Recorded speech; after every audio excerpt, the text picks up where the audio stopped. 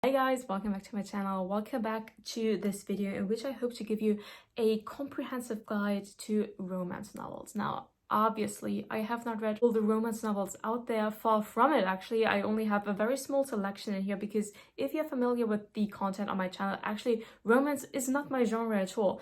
Yet, over the last couple of months, I have accumulated a little array of romance novel books, some of which I have liked, some of which I have not liked, but I do believe the selection we'll be talking about today kind of has something for everyone. We have teen romance, adult romance, spicy, non-spicy. They're taking place all around the globe and so on and so forth. So I believe that there could be something for everybody in here, yet that sounds like a claim that is very easy to contradict. So bear with me. I will not be going through these in any particular order, as in worst to best, best to worst, or something like that, because I want to keep you on your toes and never let them know your next move, right? So buckle in and watch the video until the end to know all of the books.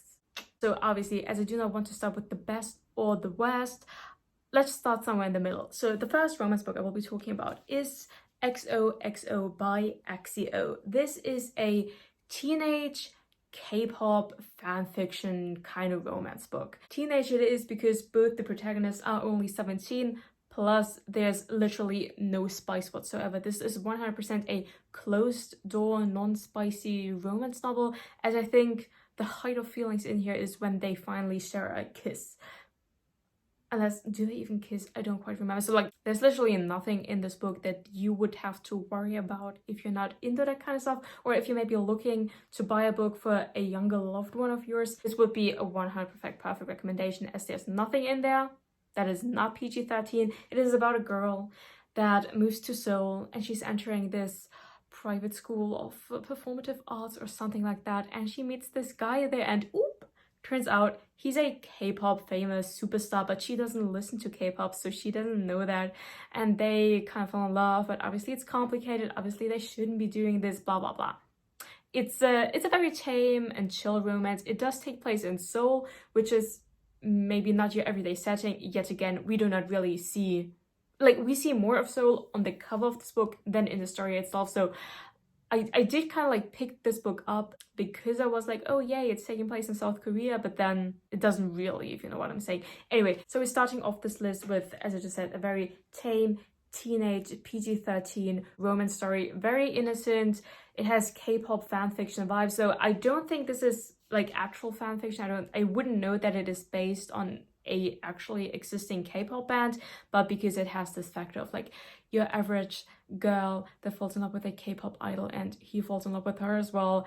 In that sense, of course, it's giving K-pop fanfiction. I like this alright. I mean, it wasn't the best read, it wasn't the worst. I do have a reading blog for it in case you're interested in checking it out, but it was a cute read and I really liked the cover, and especially should you be looking for a romance book for the K-pop lover in your life, this is the way to go. Moving on to, let's just get it over with, the book I liked the least out of all of the ones I will be talking about today.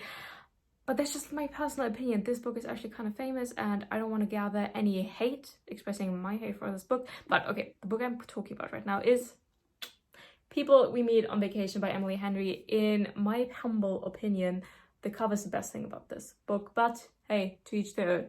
Okay, so this is a friends to lovers kind of romance. We follow the relationship of two best friends, Alex and Poppy, throughout the years, or we learn about their like past relationship in flashbacks.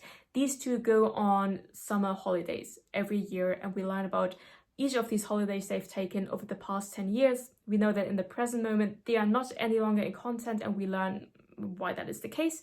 And also, of course, it ends with like the present day when they meet again, blah blah blah. I did not like this simply because I could not in any way, shape or form connect to either of the two main characters. Like, I liked neither of them. It wasn't like I hated them, but I was just like thoroughly not interested in them, their story, in whether they would get together or not or something like that. I mean, you can give this a try. Maybe if you find yourself liking either of these characters, you will enjoy this book more than I did. But yeah, personally, it wasn't for me. Besides the two characters, I had hoped that at least this travel component of the story would be kind of exciting.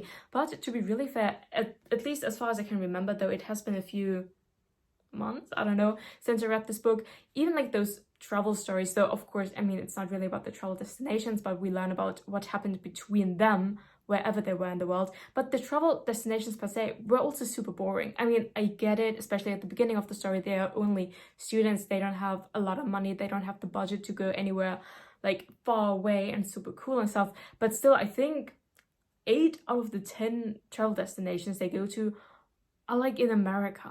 And that was just like, So not even that component of the story was interesting to me, if you know what I'm saying. So yeah, this book did really not deliver for me, but then again, you have seen this before, I'm sure, maybe you've even read it yourself.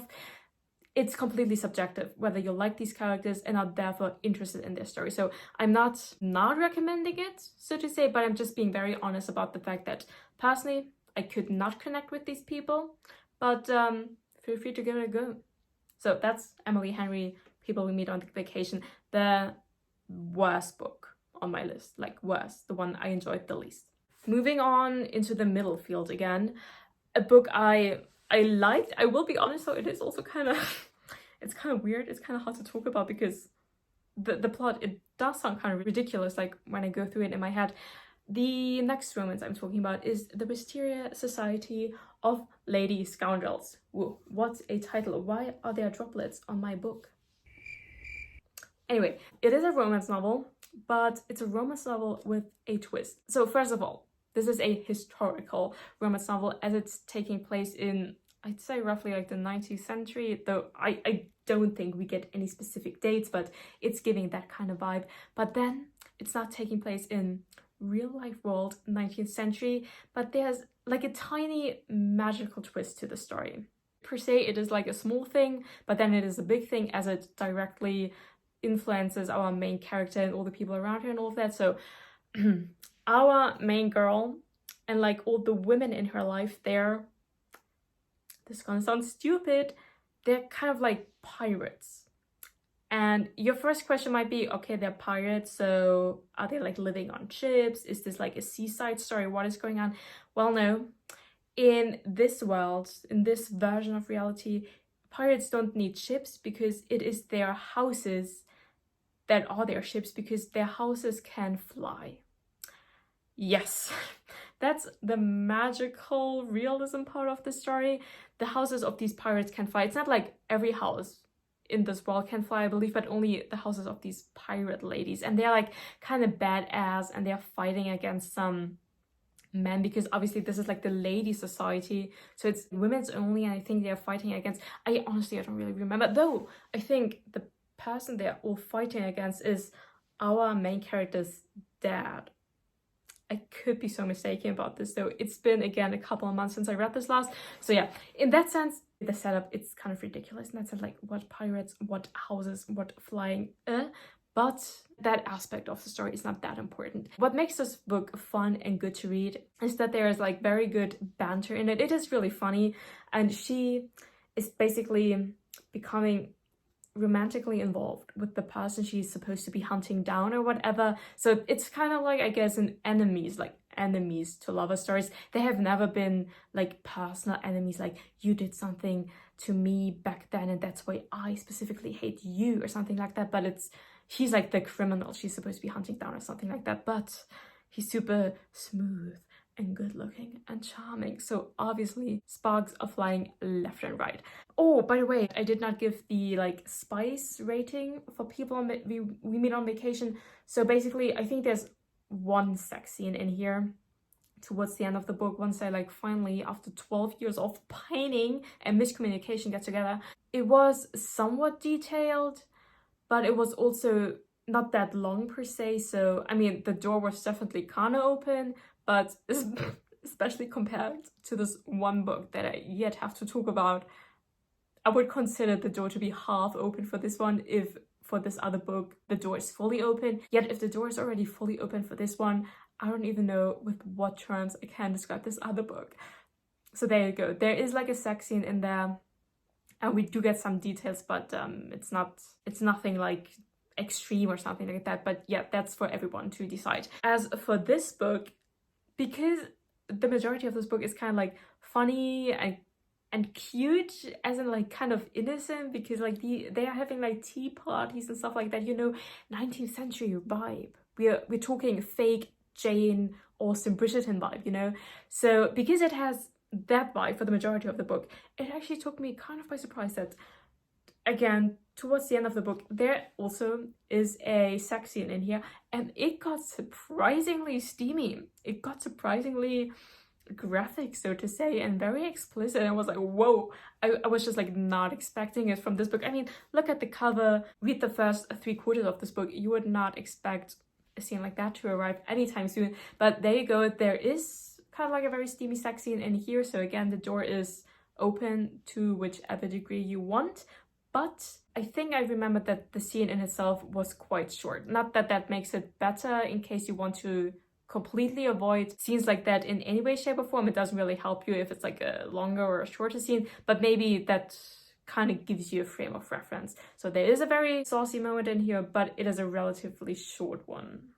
So there you go. I do also think that this is a series. I have only read this first part. I guess I wouldn't be like opposed to reading any further parts in the series, as I really did like the vibe and the banter of the story. But yeah, I will be completely honest, this entire pirates, flying houses kind of thing, it is ridiculous, but there you go. Moving on to another non-spicy, door completely closed teen romance. We're talking about Float from Kate Marchant. I only recently read this, and to be really honest, I only picked this up because of the cover, because the cover is a beaut. But turns out the story inside did actually not disappoint. As I just said, this is a 100% teen-appropriate PG-13 romance story. It's taking place over one summer, and it's about our girl going to her aunt in Florida over the summer. And she's like a very awkward girl. She doesn't really have any friends. She doesn't really have any experiences as to like living a fun life, like partying, having friends, going out and not studying all the time, because that's what she usually always does back at home. But now she's in Florida, and for the first time she makes friends, and then there's this cute hot guy next door. Need I say more? I don't think so. It was cute. Even though the story is 100% predictable, I still enjoyed the vibe. I'm gonna be honest, I had a good time with this book. As I just said, it's completely non-spicy. The hardest thing that's actually happening in here is like a makeout session, but even that, I mean, it doesn't get overly steamy. This is PG-13, so if you're looking for a teen-appropriate romance with a very cute cover, this might be the way to go. Okay, should I talk about it right now? My favorite book. Oh my gosh, look at me grinning my ass off. Now, I just want to talk about it right here. I actually do not have a physical copy of this book, which is a shame. It is on the way though, but I first listened to this book, and while I was listening to the audiobook, even though I hadn't even finished it yet, I already ordered a copy because I was like, hell, why do I love this so much? And to be really honest, I don't really know what it says about me that I love this book so much. And I don't really know if I like the things that are being said about me by me liking this book so much. The book that I'm talking about is this super predictable? I don't even know. I don't think it's predictable for me, but per se, this book has been talked about a ton. I'm talking about The Love Hypothesis by Ellie Hazelwood. Guys, hear me out. Okay, for months, we have all been hearing so much about this book. Me, myself, and I included. Yet, because romance is not really my genre, I was never really interested in picking it up, I will be honest. But now I recently got this app in which I can also like download audiobooks. So I was like, you know what? I've heard so much about The Love Hypothesis. Why not give it a go? I don't have to pay for it. I can just like start listening to it. And if I don't like it, I can stop anytime. Well, wouldn't you know, I listened to the entire thing in less than 24 hours. Granted, it's only 11 hours long, the audiobook, but still, in less than 24 hours, I had devoured that shit, and I loved every second of it. And again, I do not know if I like the implications of that statement.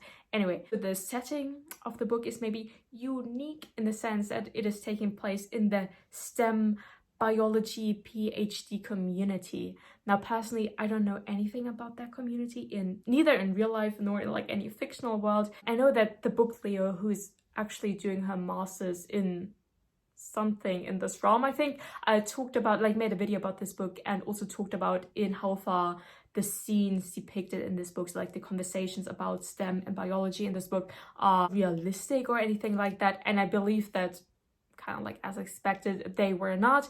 But if you're like me, a complete biology noob, like, you know, you don't know anything about that, and you also don't really have the interest in finding out anything about it, this aspect doesn't bother you at all. But that's the general setting, and it's about our main girl Olive, who starts fake dating one of the professors at her university. And obviously during the time they're fake dating, she starts to develop actual feelings for him, and so on and so forth. I know this book has at least started off as a Reylo fanfic. Now that is apparently a Star Wars character. I'm very sure I have not even watched a single minute of any of the Star Wars movies. I know this is related to like the newer Star Wars movies, but that's literally where it ends. I don't even know if Reylo is like a couple ship name, like of two characters that are being shipped together, or if Reylo is only the name of the guy that I think is being played by Adam. What's his name? Oh, by the way, that just clicked for me. Adam, like the guy in the book is also called Adam, so she didn't try to hide the fact that this was like started off as a fanfic. Striver, something like that. I know he plays like this one character in one of the new Star Wars movies, and this is apparently like started off as a fan fiction about his character. I don't know anything about that. I cannot really talk about the relation of the story to like Star Wars, or how this is potentially a good or a bad or a mediocre whatever fan fiction for this character, as I do not know this character. I read this book completely by itself, so to say. But I will say, I think part of why I like this book so much is the cover image. I will insert it here. The art of the cover image, especially of the dude, is giving me personally very strong Benedict Cumberbatch in his Sherlock era vibe. And you must know, Benedict Cumberbatch in his Sherlock era, yes. So maybe that's why I like this book so much, because I was kind of like picturing Benedict Cumberbatch, and yeah, I didn't mind that at all. The relationship in The Love Hypothesis, but also like in these other books I'm talking about today, is very like heteronormative, I'd say. It's like in all of these books, it's about like a man and a woman, and they're both heterosexual. And I think you do have to admit, for The Love Hypothesis, that standard gendered characteristics are somewhat being, well, fortified or stressed to the I'm saying to the extreme, because I do believe that we, especially like the young generation of this today's day and age, is picking up on facts like these more than ever before. So it was very obvious that in The Love Hypothesis, the male character, well, he's the man. He's tall, he's muscular, he's kind of like silent and broody, and she's the small female girl, and she's like quirky and the sunshine and goofy and sweet and cute. So you kind of have these typical, or like, I want to say old-fashioned by this point, gender images of these two characters, which sometimes maybe were a little much. But I don't know, I was okay with it in this book, though. I mean, I do want to say, like, yes, I kind of really loved this book, though this vibe that I just described, that's not something I usually go for, neither like in my romance books nor like in real life. But you know, sometimes it's okay. He was always like, babe, I'm taking care of that, or like, babe, I'm paying for the food. You know, sometimes that's not cool, sometimes that feels very patronizing, etc. But sometimes it's also nice having your food paid for, you know what I'm saying? And they did establish at the beginning of the book, like, he's only paying for the food because she's like the poor student, and he's already like a professor with tenure, so he obviously has money that she does not have. So in that sense alone, it like makes sense, or it's okay that he pays for the food, etc. And I don't know, we don't want to get caught up on details like that, but just know that these kind of like gender images are very prevalent in this book. But yeah, for some reason I could almost look past that in this particular book, because I don't know, I gotta say I was pretty much into the Adam guy. I'm not gonna lie. I actually had to think back a couple of months when I was doing my mid-year freak out wrap up book tag, whatever. One of the questions in that book tag is, who's like your fictional crush? And back then in my video I was like, I don't have a fictional crush. I cannot remember the last time I crushed on a fictional character. Well, I wish I could remake that video right now, because now I certainly do. But again, it's probably because I was picturing Benedict Cumberbatch the entire time, which helped, you know, it really did. At this present moment in time, this book kind of really hit the spot for me. will I even like it as much anymore once I read the physical book myself and not only listen to the audiobook? I hope so, because I mean, I can't really explain it. Let's be honest, this is kind of like irrational, both in the sense that usually I'm not into romance books, so why did I love this book so much? And also, I'm not even saying that I like completely support or am always into the kind of like relationship and stuff that is being portrayed in this book, but right here, right now, I ate that shit up and I really liked it. As to the spice level of this book. Why does my neighbor have to be on her balcony when I'm talking about the steamiest sex scene I've read in a long time? I'm just gonna ignore her, shall we? Okay, so out of all of the books I have talked about so far, and even the 2 books I'm still gonna talk about, they're no match for this one. This is by far the spiciest. As I said before, if for some of the other books that have even only short sex scenes in them, the door is already considered open, I don't even know which label to give the love hypothesis. There's a very long, very steamy sex scene towards the end of it, and I already told you I only listened to the book. I haven't yet read it yet, so I don't know how many pages that scene is actually long, but let me tell you, while I was listening to that, it felt like it was going on for at least half an hour. And I mean, to be honest, I wasn't complaining. It was a good sex scene, at least I liked it, but honestly, to each their own. I cannot tell you whether you will enjoy the sex scene in this book or not. But yeah, it is a very long and very detailed and very explicit sex scene in that sense. So if you're looking for some hardcore spice, hell, pick this book up.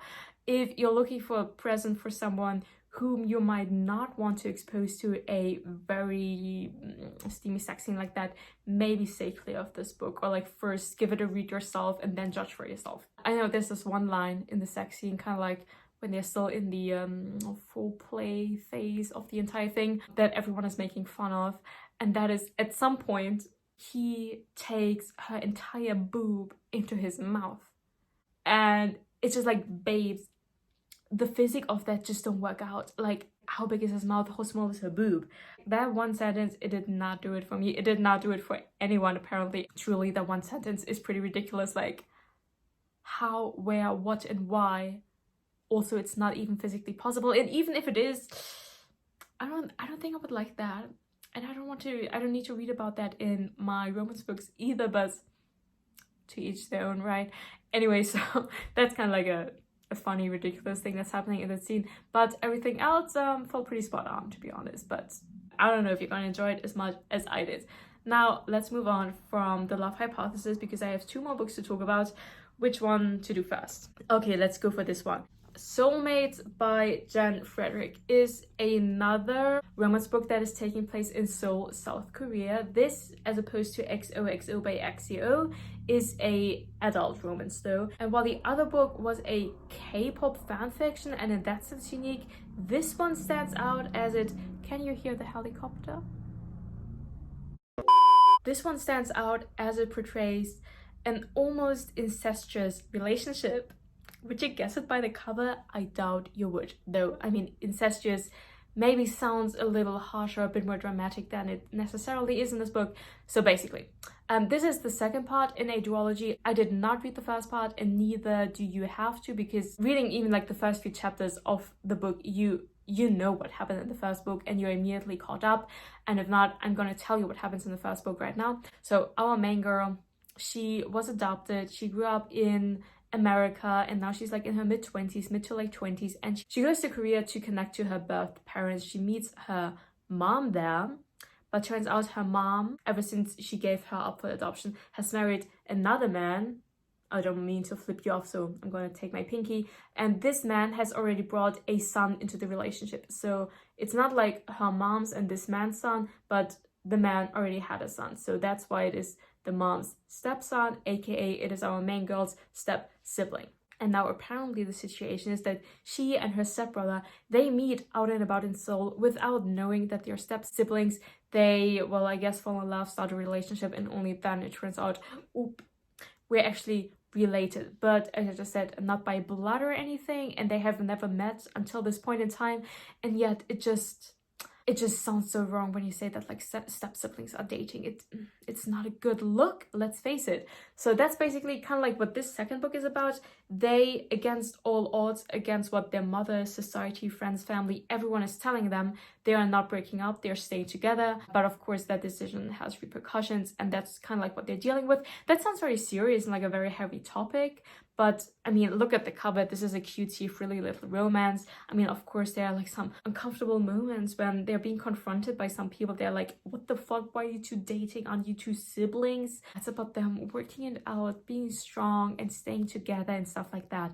So there you go. A adult romance taking place in Seoul with a bit of incest in there, if you will. And let's talk spice level. There are like a couple very short, mediocre, spicy scenes in here. The door is like slightly open, I would say. I think even for someone who does not really want to read sex scenes, this would be okay, because I remember them. They were like very short, so you could like easily maybe just skip one paragraph without missing anything else of the story, obviously. They were not overly like explicit or detailed, spicy, steamy, whatever. But yeah, I think there were like one or two in there, but it's definitely not the focus of the story. There you go. Last but not least, my personal number 2 on this list, my second favorite of all of the books I've talked about today, and that is Something Wilder by Christina Lauren. This is a childhood lovers to enemies, or let's just say like estranged ex-lovers to lover story. Our two protagonists, they dated while they were like 19, then something happened, they were not together anymore, and now it's like 10 years or something like that later, and they meet again, and at first it's pretty awkward and uncomfortable, but then of course old sparks flare up again and it gets kind of steamy. The setting this romance story is taking place in is quite unique though, and is part of the reason why I like this book so much, because this book is not only a romance novel, it is also a treasure hunting novel. Because while these two reconnect together with a couple of friends, they are hunting after this treasure in some canyon in the middle of fucking nowhere in America. So I really enjoyed that part of the story, because that's very much something I usually gravitate towards, like mystery solving, puzzle solving, that kind of vibe. I love it. It did give me National Treasure vibes in that sense, but maybe not as good as National Treasure, but come on, what is as good as National Treasure? But so I did appreciate that this book kind of combined these two genres, both treasure hunting and romance, as opposed to People We Meet on Vacation. I actually liked, or I was okay with the two main characters, so I was interested in learning about like what happened when they first dated all those years ago. I was interested in figuring out like, okay, are they gonna come back together now or what? There are like a couple of sex scenes in here once they actually, is this a spoiler? I don't think so, come back together. One of them, I know I was kind of confused for the most part, because I was like, are they like dry humping? Because they're like in this sleeping bag, but like fully with their clothes on. I was like, wait, did I miss the part where they're like taking some clothes off, or like what is going on here? Because emotions were being described, but they did not add up with the attire of the entire situation. But that's just like one of the scenes. There are like 2 or 3 other ones in here as well, moderately spicy, so, but door is definitely fully open, so be aware of that. Anyway, these, plus of course the star of today, The Love Hypothesis, are all the romance books I want to talk to you about today. I hope you enjoyed this video. Definitely let me know if you have read any of these books, how you like them, if you're now planning on reading any of them after watching this video. If you have any other recommendations to give me or some of the other people down in the comment section, definitely let me know all of that. I hope you have a wonderful day, and I'm going to see you in the next one. Bye!